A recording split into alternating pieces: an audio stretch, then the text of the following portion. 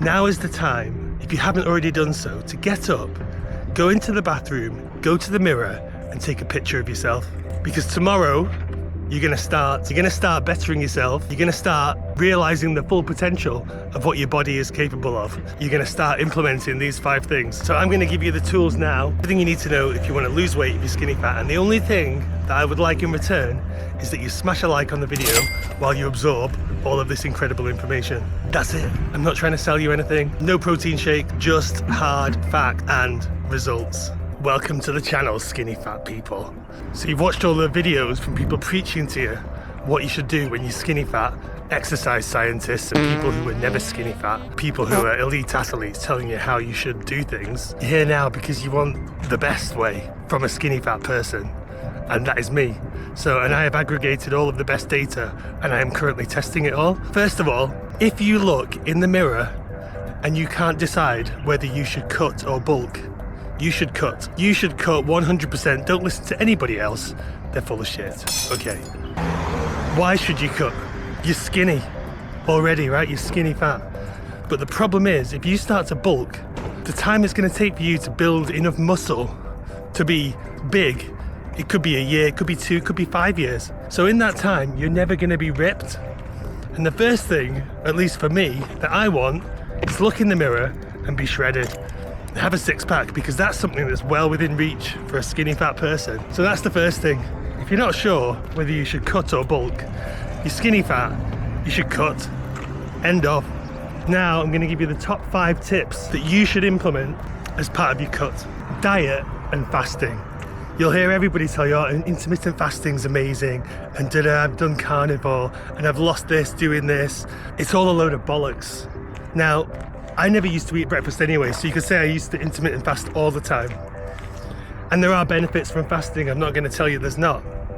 But if you like to eat, and you like to eat 3 meals a day, or 4 meals a day, you don't need to fast to lose weight.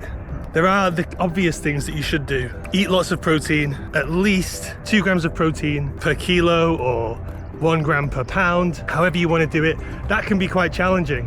160 to 180 grams of protein when you're trying to cut, you're going to have to make sacrifices elsewhere, whether it's carbs or fat. Now, this leads us nicely into the next thing, which does involve ketosis. What I have found has really helped me to burn fat is to have low carbs in the morning. So for breakfast, trying to avoid having carbs. And this also helps you with your insulin resistance so you can burn more fat. So instead of having, like I was having scrambled eggs on toast, it gave me good energy and I enjoyed it. I like the bread, but much better in the morning to have like scrambled eggs and some frying steak, or scrambled eggs and some turkey bacon. That would be way better. Do all the usual things, like you avoid processed foods, you avoid seed oils. Just these highly processed oils are just not good for you. Cooking ghee, cooking butter. Don't be scared of animal fats. Animal fats are probably the best thing you can have, especially for your hormones. So you're gonna do the usual things, but you're gonna avoid bread. Bread is just the enemy. And when you look at the labels on bread, bread are the things. I bought bran bread the other day and I looked at the label thinking that bran bread was healthy, and it had corn syrup in it. And I was like, I'm just shooting myself in the foot by eating this bread. Now, I love bread. People say, well, you can't sustain that. We're not going to try and sustain it forever. We're just going to do it while we lose weight, right? Once we get to our body fat percentage, we can start to relax the diet. You can have a bit of bread once you get to your body fat percentage. But we're going to avoid bread. We're going to eat all the usual foods: chicken, lean beef as much as possible, salmon, rice, potatoes, cauliflower, broccoli. These are all good things to have. You're going to limit the rice and you're going to limit the potatoes, which leads us on to point 2, is track everything. So first of all, buy yourself a cheap set of scales off Amazon, food scales. Buy yourself a cheap set of scales, weighing scales, to weigh yourself. And if you can, use a wearable, an Apple Watch, a Garmin, a Fitbit, whatever it is. You're gonna track all of your food in MyFitnessPal. And as an initial baseline, you're not gonna weigh, you don't have to weigh every meal, but you are gonna weigh your food in the beginning to get an understanding of what your portion size really is. It's so easy to think that you're eating rice, a healthy portion, but not realize actually the monstrous amount of calories that you're consuming. Rice is actually quite calorie dense, and if you're not careful, you can really overdo it with things like rice and also potatoes. At least for the first couple of meals, where you're working out what your meals are, you should be weighing everything to understand how many calories that is. Now, if you start tracking and don't do any exercise, you will lose weight just by tracking. If you just track your food, you will lose weight. So that's point number 2, track everything. Now, the other thing to remember is that these tracking devices, whether it comes to calories on your tracker or calories on your watch tracking exercise, they are not accurate. The next thing I would suggest is that instead of heading for a 500 calorie deficit on paper, you head for a 1,000 calorie deficit. The chances are that whatever your watch is telling you you've burnt, you haven't burnt that much. Whatever your calorie tracker is telling you you've eaten, you've probably forgotten something. Whether it's the fat that you cooked the food in, or I don't know, an extra onion or something you added in, you've probably forgotten something in terms of what you've put into your body. So aim low. Obviously, if you are feeling completely drained with minus 1,000 calories and everything's tracked on point, you might want to add a little bit in. Point 3 is resistance training. Get yourself to the gym. You're skinny fat. You're skinny fat for a reason, because you don't lift enough weights. You don't move enough weights. Therefore, your muscles are small. Make your muscles bigger, go and do some resistance training. Go to the gym 3 times a week, full body training, or push-pull legs. At least 3 times a week, get yourself to the gym. You do a warm-up set, you do 2 working sets, 8 to 12 reps, last set to failure, and progressive overload. If you do the weight, if you get to the last set and then you don't fail, you go up the next time 5% on the weight. Simple. You keep doing that, you keep progressively overload, you get bigger. People will tell you eat before and you eat after. An hour before, an hour after. You don't need to eat before. If you go training fasted, you will burn more fat. But that's a trade-off that you can decide. If you don't have the energy, if you don't eat before and you don't have the energy, then eat before. If you do have the energy, then don't eat. Eat only afterwards. Point 4 is cardio. So going from 30% body fat down to 20% body fat.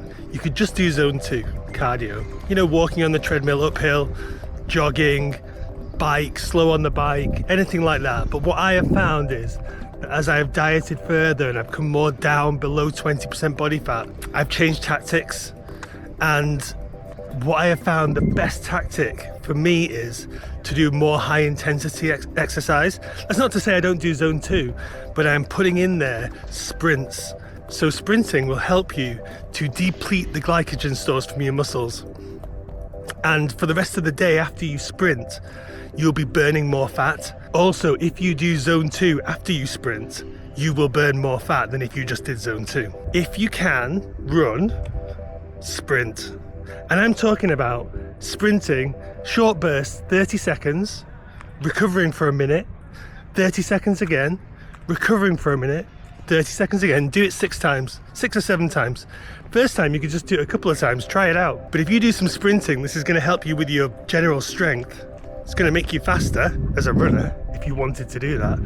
But it's also going to trigger more fat burning throughout the day. So what I am doing at the moment is I'm doing running or sprinting in the morning, first thing in the morning. And for the rest of the day, that's helping me to burn more calories. Cardio, killing gains in the gym.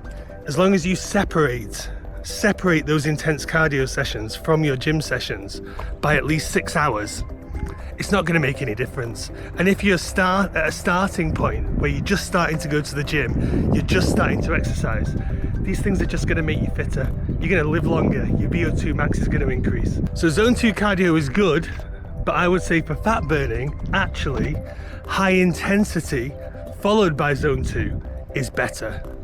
Do cardio in the morning, then all day you're going to be increasing your metabolic rate, burning more fat. It's just going to help overall. It'll also wake you up in the morning and you'll sleep well at night, believe me. So lastly, and hugely importantly, is your sleep. If you get 7 to 8 hours of sleep per night, it is going to massively improve your weight loss. You'll be shocked. If you're somebody who sleeps 5 or 6 hours a night and you increase that to 7 or 8 hours a night, get to bed early, get up early, it's going to completely change how you see your weight loss. My best gains in terms of weight loss, or my biggest losses in terms of weight loss, is when I get a good night's sleep. always wake up the next day having lost more weight than I would if I hadn't have slept, if I'd have slept poorly or gone to bed late. So if you're skinny fat guys, this is what you need to do. Now is the time, if you haven't already done so, to get up, go into the bathroom, go to the mirror and take a picture of yourself. Because tomorrow, you're gonna start bettering yourself. You're gonna start realizing the full potential of what your body is capable of. You're gonna start implementing these 5 things. You're gonna start taking care of your diet. You're gonna start tracking your calories. You're gonna go and do some resistance training in the gym. And then you're gonna go and do some cardio and you're gonna sleep well. And next week, when you've lost a couple of pounds, you're gonna think back to this video and you're gonna thank me and you're gonna wish you've smashed the like button to support my channel and subscribed. And every week you're gonna take a picture and every day you're gonna weigh yourself. And you're gonna weigh yourself in the morning. Preferably, if you're regular, you're gonna weigh yourself in the morning after you have, what's the polite way to say this? Defecated and reduce your body weight to the maximum. Your body weight will fluctuate throughout the day up to 2 kilos. Do not be put off. And if you slip up along the way and you find yourself in a KFC or a Popeyes, the first thing you should do is walk straight back out. But the second thing you should do is you order chicken strips, small meal with a 0-calorie drink and eat it and then have a fucking word with yourself. It's the kind of thing that led you to this path in the first place. One thing I forgot to mention, if you want to have something sweet, you have Greek yogurt fruit with a touch of honey. Whatever seasonal fruit you like, but you track it. That's your sweet treat. And better to lose the weight quickly and then go stable on your calories than to starve yourself over 6, 7, 8 months on some kind of, prolonged calorie deficit. You don't need to be starvation for so long. Lose the weight quickly, have some discipline, and realize your potential. Thank you so much for watching. Smash a like on the video, subscribe if you're not already subscribed. I am not trying to sell you anything. No protein shake, no hydration drinks, just facts.